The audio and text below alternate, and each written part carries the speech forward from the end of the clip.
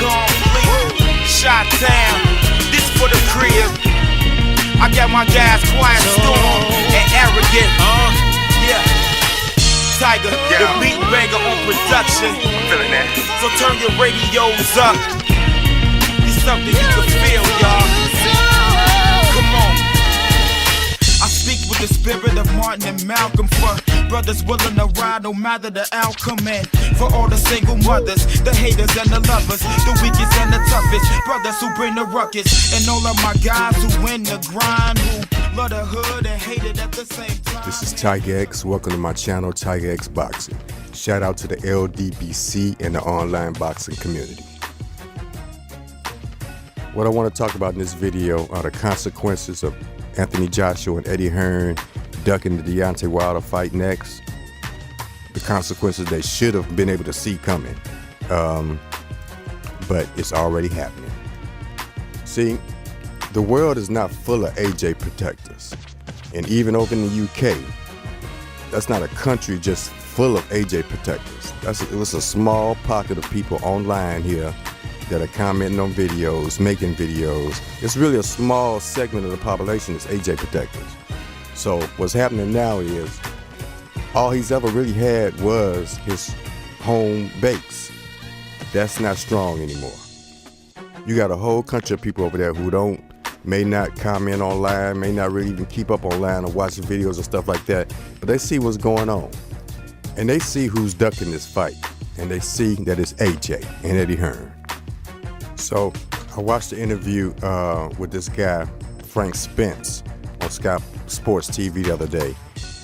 And shout out to Blue Blood Sports TV. And he made a video about this. And they had Spencer Farron on there. And he was interviewing the guy, the president from Matchroom Boxing. So the guy gave his whole spiel, and he gave the Matchroom, the statement that they would want to have out there. And then Spencer Farron got on him. And Spencer Farron, if you don't know him, he's one of those guys. He's like a UK guy. He's down with the UK team. He's home team. He sticks up for, he's one of those cats. But he got on dude. And he got on dude like, hey man, the people in the United States think that Joshua's the one ducking now. And then the guy, Spence from Matchroom, said what he said, but he came back and he basically went in on dude like, hey man, look, we got to fix this shit. He didn't say this, but the attitude was like, hey man, I've been riding for this dude. I've been around here apologizing and making excuses and then taking up for this dude. And now I'm looking at this as a clear duck myself. And I can't defend this shit. And anytime you got guys like him that's going in that direction now, it's all bad.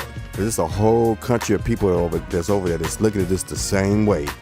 And this is going to put AJ in a real uncomfortable situation. So yeah, and I seen Eddie Hearn. I just seen a video of Eddie Hearn on the same show with Spencer Farron again.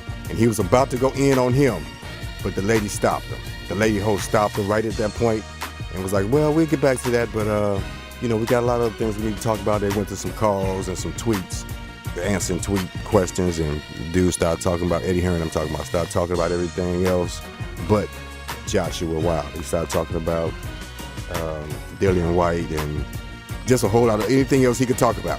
He kind of came back to it before it was over, but it was kind of like the last word type of thing. But they're not buying this shit, y'all.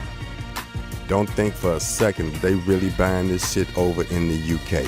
And like I said at the beginning of the video, the world is not a whole world full of AJ protectors. So the world has seen what has happened. The world is looking at this for exactly what it is, a duck and a clear duck. Now you got this man's own home country that's gonna be looking at him like, dude, you ducking. We know a duck when we see a duck. If it look like a duck and it quack like a duck, it's a duck and you ducking. You ever been in a room and somebody came in the room and it was like something that everybody in the room knew about this person, but it was the type of thing that you would out of just being courteous, you wouldn't just bring this up, but the air just got real thick because everybody in the room knew something about this person. The person that's coming in knew too, and he knew that the people in the room knew. So it's just like everything was real uncomfortable. Anthony Joshua is going to be walking in a lot of rooms like that now. And it's about to be real uncomfortable for this man. And, you know, his credibility is completely gone. Everything is going to be all bad from here. The destruction or the downfall of AJ has begun. And the cards from within, the house of cards from within is falling. It's falling from the house within. And that's all he had to begin with. Now, as bad as I still want to see Wilder be the one to smash AJ, I really just don't think it's going to happen now. I think it's just all bad for AJ from this point on. I think he made, first of all, the worst decision he could have ever made by turning down that $50 million. And the second worst thing he could have done was allowing them to duck this Wilder fight and not just taking it for at least the last offer that they were making when they were going to give Wilder $15 million. I don't see him winning this Povetkin fight. I mean, I hope he do, because like I said, I still want to see Wilder be the one to smash him. But I just don't see it. Black Fight Fan TV made an excellent video about a week or so ago saying that Joshua can't win this fight right now. And everything he said in the video was right. Joshua's in a state of mind right now that I can't see it. You know what? Because with this fight with Povetkin, stylistically, this would be a bad fight for him anyway. If you threw Wilder completely out the picture, if Deontay Wilder didn't exist, like they wish he didn't exist. But if he didn't exist, this whole situation didn't exist, this would be stylistically a dangerous fight for Joshua. Because he keeps his head up in the air. Povetkin is a one-hitter quitter, knockout puncher. And Joshua's just not slick like that. He's not this slick boxer that's going to be, can slip, move, and really stay away from punches. And he always shows to have a wind problem in the later part of the fight. This guy Povetkin can fight. His only loss is to a prime Klitschko, and he's got some power. And I think it's going. I think with the first of all, like I say, it would have been a bad fight for Joshua under any circumstances. But with his mind being the way his mind is at this moment over this whole Wilder thing, I just think I can't see it. I really can't see him getting through this. Black Fight Fan TV also made another great video about Joshua probably about a month ago, saying that whether Joshua took this fight or not, he'd never be the same fighter. And he was right about that.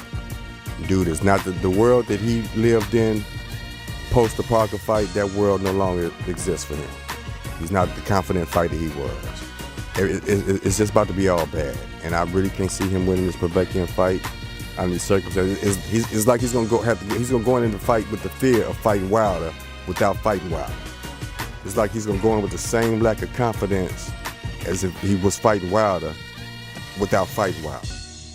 For the press conference, every other word is gonna be about Wilder. They're gonna talk like Povetkin don't even exist. It's gonna be too much for him. And if by some chance he do survive Povetkin and get by that and win the fight, I mean, I really see things being so bad for him now that I could really see him losing to anybody now. I can see Dillian White beating him now. Dillian White hurt him before. He's not about to be the same fighter that he was. He's a fighter who now has losing on his mind.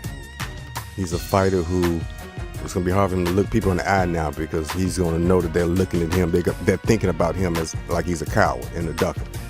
And he's looking at himself that way. So I really don't expect to see the Joshua Wilder fight now.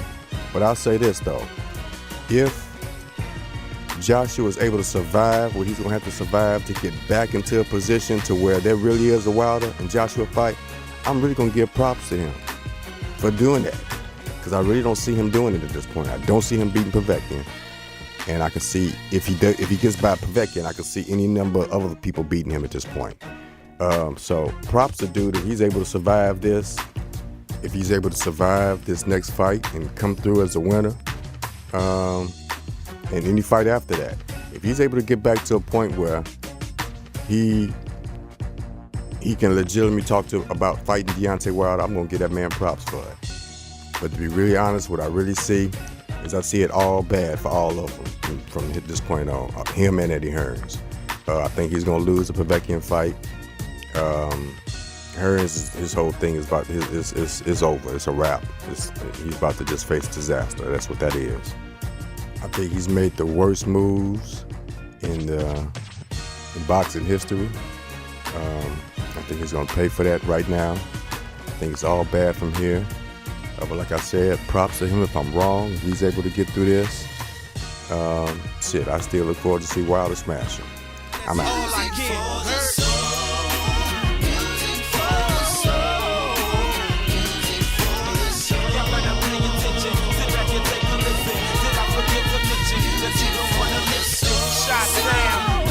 for the crib, so turn your radios up.